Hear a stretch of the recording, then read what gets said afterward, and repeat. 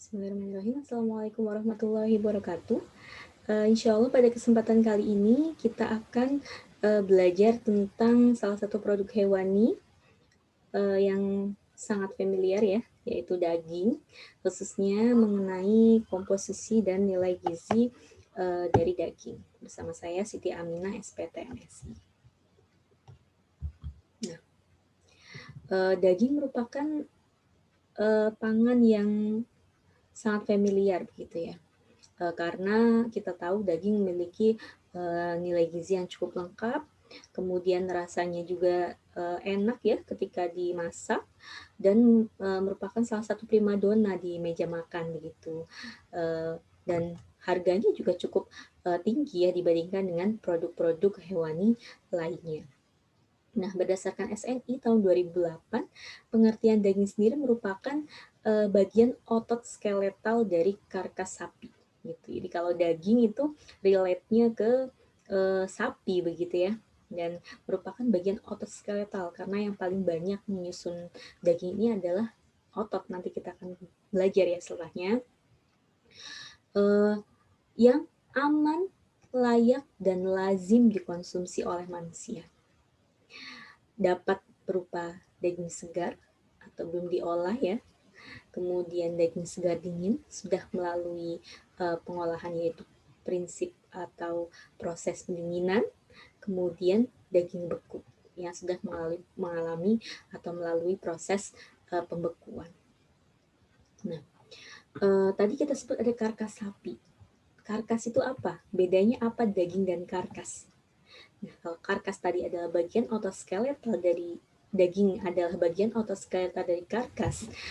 Karkas sendiri merupakan bagian dari tubuh sapi. Jadi bisa disebut karkas adalah kumpulan dari daging begitu ya. Bagian dari tubuh sapi yang sehat, yang telah disembelih secara halal sesuai dengan aturan yang berlaku, telah dikuliti, dikeluarkan jeroannya, dipisahkan kepala, kaki, mulai dari tarsus ke bawah, kemudian organ reproduksinya juga dibuang atau dipisahkan, kemudian ambingnya juga dipisahkan, ekor serta lemak yang berlebih.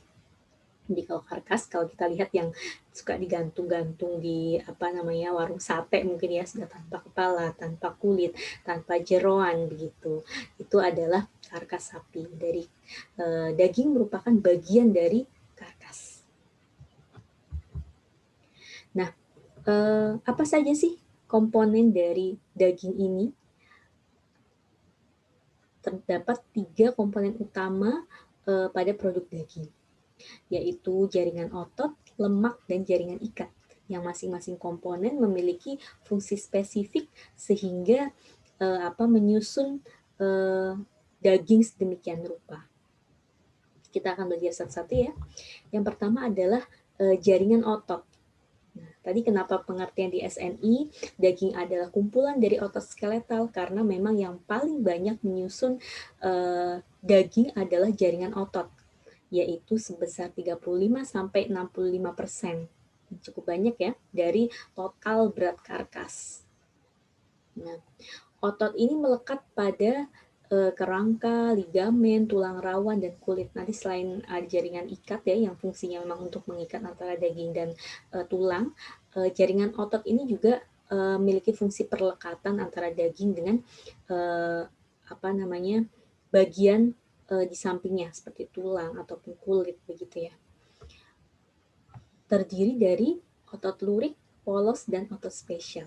Mungkin teman-teman ketika di jenjang sebelumnya ya, SMP atau SMA pernah belajar ya di mata kuliah biologi, atau ketika kuliah di mata kuliah biologi ada 3 jenis otot yang paling banyak dalam tubuh kita, otot lurik, polos, dan spesial, yang masing-masing memiliki fungsi khusus ya. Kita tidak akan belajar detail tentang fungsi otot-otot di sini.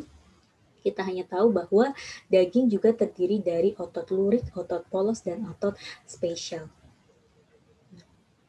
Dan ketika kita zoom lagi, ada apa sih di dalam otot itu? Maka kita akan menemukan serabut-serabut otot atau sel daging, serabut otot yang menyusun otot begitu. Dan ketika kita zoom lagi, kita kita lihat lagi ada apa di dalam serabut otot itu, ternyata di dalam serabut otot masih ada serabut-serabut kecil lagi yang disebut miofibril. Di mana miofibril ini dikelilingi oleh cairan ya, yang fungsinya macam-macam, ada mentransfer informasi, ada nutrisi dan sebagainya. Itu adalah sitoplasma. Kemudian dilindungi oleh dinding sel atau sarkolema.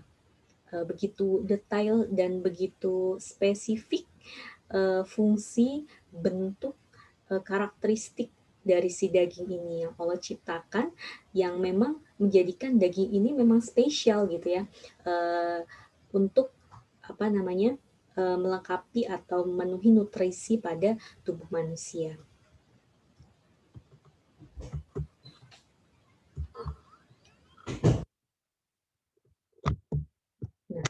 Nah, ini tadi kita lihat ya, struktur dari serabut otot ya. Serabut otot terdiri dari miofibril ya, miofibril di sini ada inti selnya, nukleus ya. Dan ternyata ketika miofibril itu kita lihat lagi, kita zoom lagi, ternyata masih ada filamen lagi, masih ada serabut yang lebih kecil lagi yang kita kenal dengan aktin dan miosin, atau serabut tipis dan serabut tebal ya, serabut tebal aktin, serabut tipis miosin. Yang ini juga memiliki fungsi spesifik dalam daging. Nah, itu tadi jaringan otot ya, terdiri atas serabut-serabut dari yang terbesar, jaringan otot, kemudian terdiri serabut otot terdiri dari miofibril tadi terdiri dari filamen-filamen aktin dan miosin. Nah, selanjutnya ada jaringan lemak. Nah, kalau kita dengar kata lemak ya, itu komponen yang khas yang terdapat pada produk hewan ini ya, lemak hewani, lemak daging. Terdiri dari bagian apa saja sih jaringan lemak ini? Nah, jaringan lemak ini dibedakan berdasarkan lokasinya, letaknya. Ada lemak subkutan. Lemak subkutan ini terletak di permukaan luar jaringan otot. Nah, ini di paling luar yang menempel pada kulit itu adalah lemak subkutan. Kemudian ada lemak intermuskular, nih yang mirip-mirip ya, intermuskular, intramuskular, dan intraselular. Kalau intermuskular itu di antara jaringan otot, jadi di luar jaringan otot ya, tapi masih di dalam gumpalan daging itu. Intermuskular. Kemudian ada intramuskular di dalam serabut otot. Kalau intermuskular di antara jaringan otot ini di dalam serabut ototnya. Kemudian intraselular di dalam sel otot. Ya. Jadi ini diurutkan berdasarkan lokasinya dari yang terluar sampai yang terdalam. Sehingga menyusun daging sedemikian rupa sehingga memiliki tekstur yang kenyal, kemudian bisa mengikat air, nutrisi dan sebagainya. Selanjutnya adalah jaringan ikat atau connective tissue. Sesuai dengan namanya yaitu jaringan ikat, maka fungsinya adalah untuk mengikat ya, mempertautkan antara bagian daging dengan tulang begitu. Nah, jaringan ikat ini terdiri dari serabut kolagen, elastin, dan retikulin. Kolagen ini jadi jaringan ini basicnya adalah protein ya, mengandung protein. Serabut kolagen ini warnanya putih, dia mudah hancur oleh panas ya. Kemudian banyak terdapat pada tendon. Sedangkan serabut elastin dia warnanya kuning, lebih tahan terhadap panas dan jumlahnya sedikit. Sedangkan retikulin ini mirip dengan kolagen ya, warnanya putih tapi dia lebih tahan terhadap panas dan terletak banyak di dinding sel atau di serabut. Tadi jaringan ikat. Nah, selanjutnya kita akan belajar komposisi kimia daging. Ya. Kenapa sih daging disebut sebagai salah satu sumber gizi begitu ya, yang sangat baik untuk memenuhi nutrisi pada tubuh kita? Karena daging ini memiliki uh, kandungan-kandungan ini. Apa yang paling banyak kandungannya? Ya, pertama adalah kadar air. Tentu saja kadar air yang cukup banyak karena memang dalam daging ini mengandung banyak nutrisi yang terlarut juga di dalam air, dan kadar air yang cukup tinggi ini menyebabkan daging merupakan produk yang tidak tahan lama ketika dibiarkan begitu saja di suhu ruang. Karena nutrisinya yang tinggi, kadar air yang tinggi, sehingga mikroba ini mudah sekali untuk masuk begitu ya, untuk datang dan berada di dalam daging. Kemudian selanjutnya adalah kadar protein yang cukup tinggi, yaitu 15-20%. Karena tadi ya, jaringan ikat itu adalah basicnya protein, kemudian jaringan otot juga merupakan protein gitu ya. Sehingga daging bisa kita sebut juga sebagai sumber protein hewani, karena memang kadar protein yang cukup tinggi. Selanjutnya adalah lemak. Kadar lemaknya 2-12% ya. Sesuai nanti proporsi ini nanti tergantung pada berbagai macam hal ya, berbagai faktor seperti umur ternaknya, kemudian perlakuan pada ternaknya ketika dipotong dan sebagainya, kemudian bagian dari daging itu sendiri, maksudnya daging bagian paha akan berbeda dengan daging bagian dada, daging bagian punggung begitu ya. Kemudian ada mineral 1%, karbohidrat hanya 0,8%, dan ada vitamin B kompleks. Selanjutnya adalah air ya, ini tadi ya yang kita bahas, air komponen kimia terbesar 65-80%. Nah, berbagai perlakuan ini akan mempengaruhi kadar air pada daging. Penggilingan, pembekuan, pencairan, penggaraman, proses enzimatik, pemberian zat aditif atau tambahan lainnya, ini akan mempengaruhi nilai akhir dari daging begitu. Jadi proses ya selama pemotongan sampai ke pemasakan itu semua akan mempengaruhi kadar air dari daging.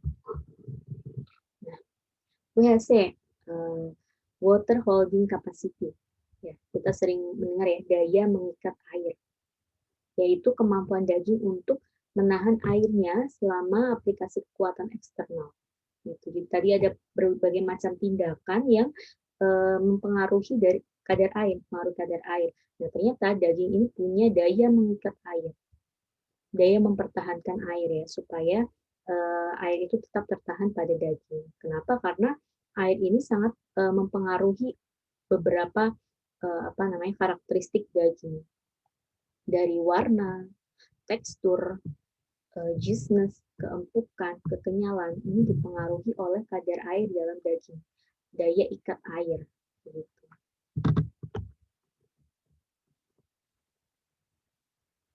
Kita bahas sedikit ya. Warna misalnya.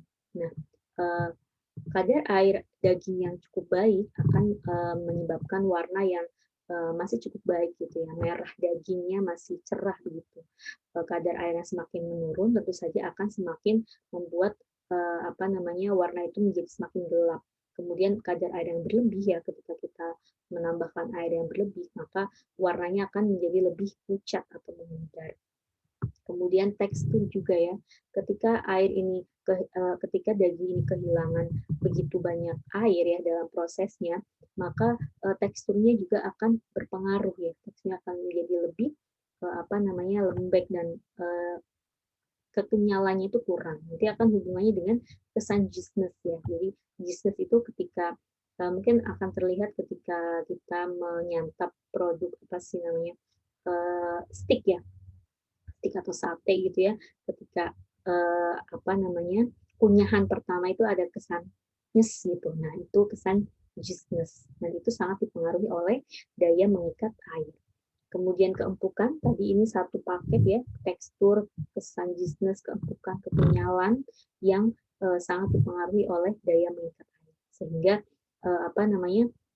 ternyata perlakuan dari mulai pemotongan, pencucian, kemudian pembekuan, towing dan sebagainya itu harus pas, harus sesuai gitu, sehingga karakteristik-karakteristik ini yang kita harapkan ada pada daging ya, itu masih tetap bisa dipertahankan.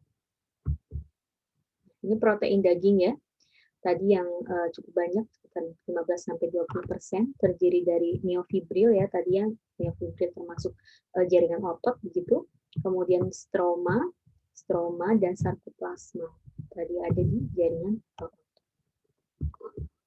Myofibril terdiri dari serabut halus ya, dari jaringan otot terdiri dari myofilamen terdiri dari filamen tipis atau aktin dan filamen miosin atau filamen tebal, di mana filamen ini berfungsi pada reaksi kontraksi otot. Ya, aktin dan miosin ini akan saling menyilang atau tumpang tindih membentuk kompleks ya yang disebut aktomiosin. Ini hubungannya juga nanti dengan gerak pada ternak ya, itu kita tidak pelajari. Yang pasti aktin dan miosin ini akan mempengaruhi tekstur dari daging ketika diolah. Kemudian ada myofibril, ini juga tadi ya, myofibril ini kumpulan dari aktin dan miosin ini ya berperan dalam kontraksi dan relaksasi otot. Nah, ketika kondisi sapi yang akan dipotong, kondisinya kontraksi, sapi itu tegang gitu ya, dan itu akan mempengaruhi kembukaan daging. Oleh karena itu, banyak sekali penelitian yang meneliti bagaimana caranya meningkatkan tekstur daging ya menjadi empuk dengan cara mensejahterakan ternak sebelum dipotong. Dan itu ternyata berpengaruh terhadap daging yang dihasilkan. Kalau kita dengar, ada yang pernah dengar, mungkin ada yang namanya hotel sapi di daerah Jawa Timur tuh ada tuh hotel sapi. Hotel sapi ini fungsinya adalah untuk persinggahan sapi-sapi sebelum ketika perjalanan jauh, sehingga sapi-sapi ini tidak mengalami stres atau cekaman lingkungan yang itu akan menyebabkan daging yang dihasilkan ini kurang baik. Nah, di hotel sapi ini nanti sapi-sapi ini dikasih makan, dimandikan supaya fresh. Nah, ini dia ya, sarkolema, filamen aktin. Stroma, kalau stroma ini tadi jaringan ikat ya, kolagen, elastin, retikulin ya. Oke, tadi sudah dibahas. Sarkoplasma ini terdiri dari pigmen ya, dia bentuknya kental gitu. Pigmen ada hemoglobin, mioglobin, dan beraneka ragam enzim yang memang terdapat dalam sarkoplasma. Hemoglobin kita kenal sebagai protein sel darah merah ya, yang berkontribusi pada warna merah daging. Selain itu, hemoglobin juga memiliki peran sebagai alat transportasi, membawa oksigen dari paru-paru ya, oksigen segar gitu ya, dari paru-paru, oksigen bersih ke otot yang merupakan bahan baku bagi otot untuk melakukan reaksi sehingga timbullah gerak dan sebagainya. Mioglobin, penentu merah daging ya, larut dalam air, kemudian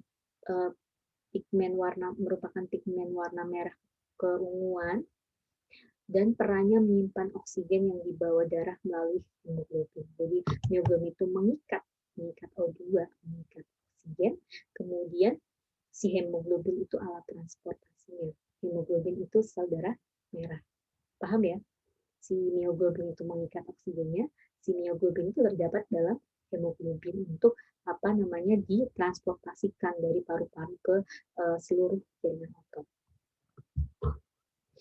Kandungan mioglobin ini bergantung pada jenis sapinya, umurnya, macam ototnya.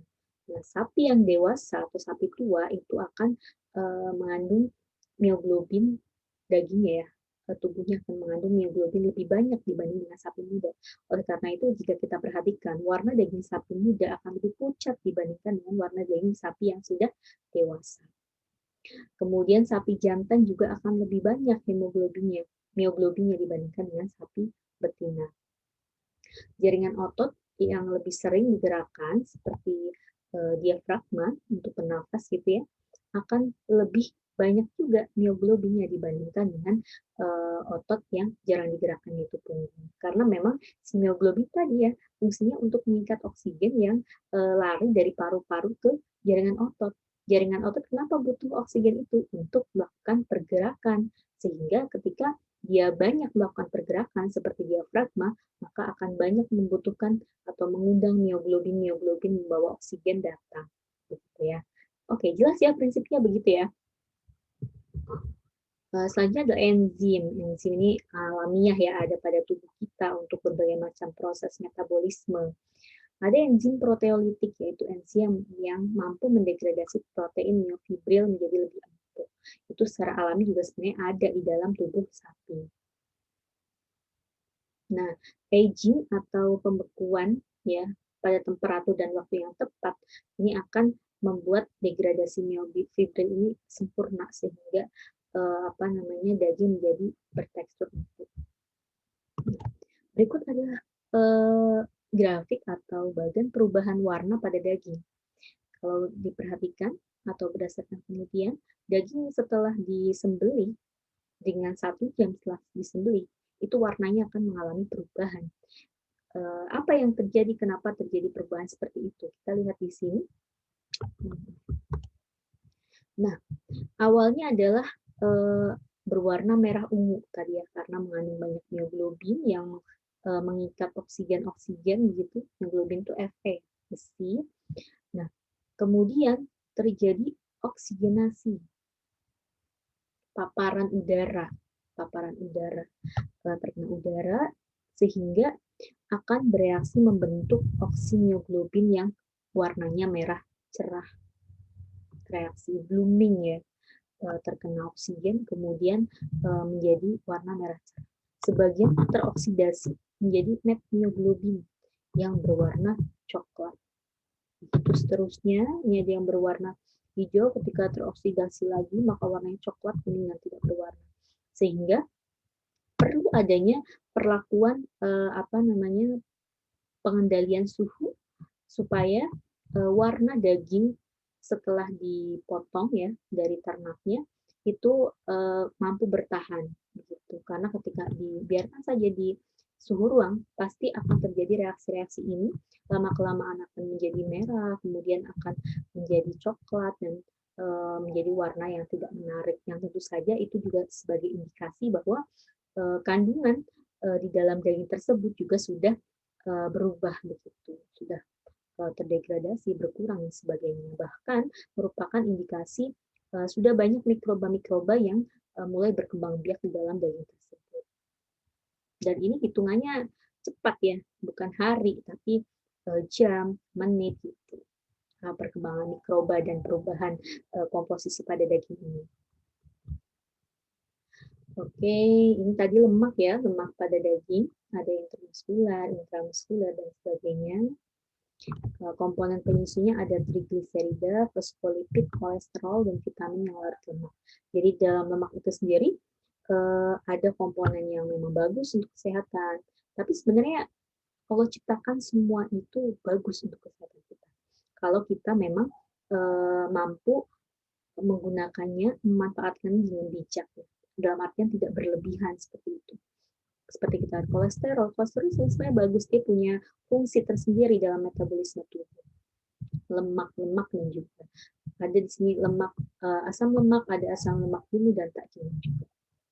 Yang dominan pada sapi ya, di sini ada asam lemak tak jenuh, ada palmitoleat, linoleat dan sebagainya.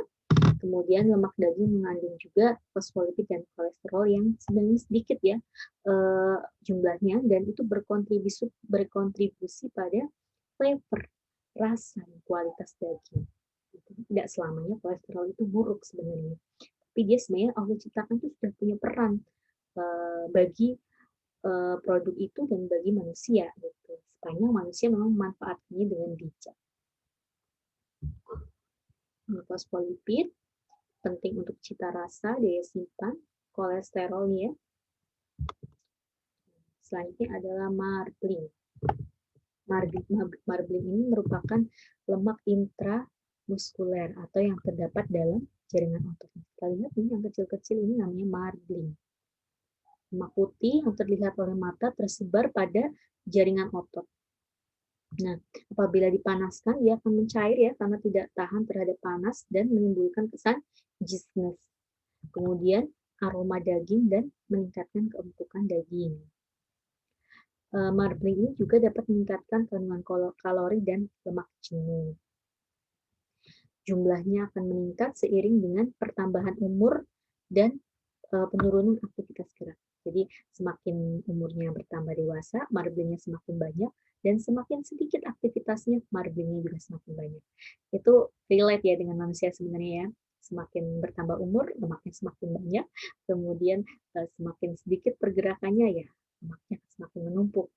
Tapi ketika di produk hewani, ini salah satu yang diharapkan untuk produk-produk seperti steak begitu ya. Maka marbling ini yang sangat diharapkan. Semakin banyak marblingnya, akan semakin tinggi nilai dari suatu daging itu ketika di luar negeri ya, karena produk olahannya adalah steak. Tapi ketika di Indonesia dijadikan rendang ya, akan semakin sedikit rendemennya. Gitu. Nah ini ya, ada pengklasifikasian, pengelompokan kualitas daging ya, grade daging berdasarkan marblingnya. Ini ada grade 1 nih yang nggak ada marblingnya dan sebagainya. Sekali lagi sebenarnya daging mana yang paling bagus? Ya tergantung kita mau mengolah menjadi apa.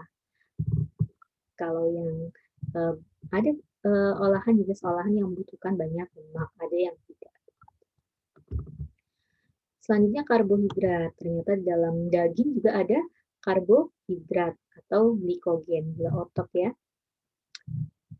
Nah, karbohidrat ini, glikogen berubah menjadi glukosa, asam laktat yang menimbulkan pH akhir daging, yang nantinya akan mempengaruhi warna, daya ikat daging, dan keempukan daging. Terdapat juga mineral, nih, vitamin B12, zinc ya, Fe. Oke. Selanjutnya adalah perubahan sifat pada daging. Tadi saya sempat menyinggung ya, setelah dipotong, ternyata banyak sekali perubahan-perubahan yang secara cepat akan terjadi pada kualitas daging, pada karakteristik daging. Apa saja sih? Pertama, ditinjau secara biokimia, yaitu perubahan ATP dan perubahan pH. Ini perubahan ATP. Ada fase rigor, pre-rigor, rigor mortis, dan post-rigor. Pre-rigor ini daging setelah dipotong ya, sifat dagingnya lentur.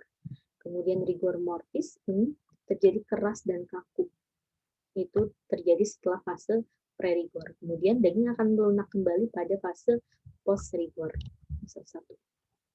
Pre-rigor, ketika hewan mati, kemudian metabolisme aerobik ya menjadi anaerobik ya, karena sudah tidak ada lagi yang menghantarkan oksigen, sehingga metabolisme diubah sistemnya dari aerobik menjadi anaerobik. Yang itu akan menyebabkan asam laktat itu semakin naik karena adanya metabolisme anaerobik. Nah, asam laktat naik sehingga nilai pH akan semakin asam atau semakin turun. Nah, penurunan nilai pH ini dari 7 hingga 5 ataupun 3 bahkan akan membuat tekstur daging ini menjadi lunak dan memiliki kualitas yang lebih baik sebenarnya dibandingkan dengan nanti ketika lunaknya pada post-rigor. 50% protein terekstraksi keluar jaringan. Nah, pada fase ini, fase yang sangat bagus sebenarnya untuk produk-produk yang membutuhkan sistem emulsi seperti sosis, bakso, dan lainnya. Karena itu setelah dipotong sebenarnya paling bagus ya, dari segi dagingnya itu masih segar, kemudian mikroba belum banyak, kemudian tadi masih dalam fase pre-rigor, dagingnya lentur dan lunak. Selanjutnya fase rigor mortis atau kaku ya, pijang mayat nih, pijang bangkai, intinya daging itu menjadi mengeras gitu ya, alot ya, kaku. Nah, ketika langsung diolah maka akan jadi alot. Nah, kekerasan selama rigor mortis ini karena adanya perubahan struktur serat protein yang tadi kita bahas. Ada aktin dan miosin, ini akan mengalami cross-linking sehingga menjadi kaku. Nah, dalam fase rigor mortis juga terjadi penurunan ATP dan kreatin fosfat. Ini biasanya terjadi 15-20 jam tergantung ukuran ternaknya begitu ya. Sehingga kalau tidak langsung diolah sebaiknya didiamkan dulu. Besoknya baru diolah.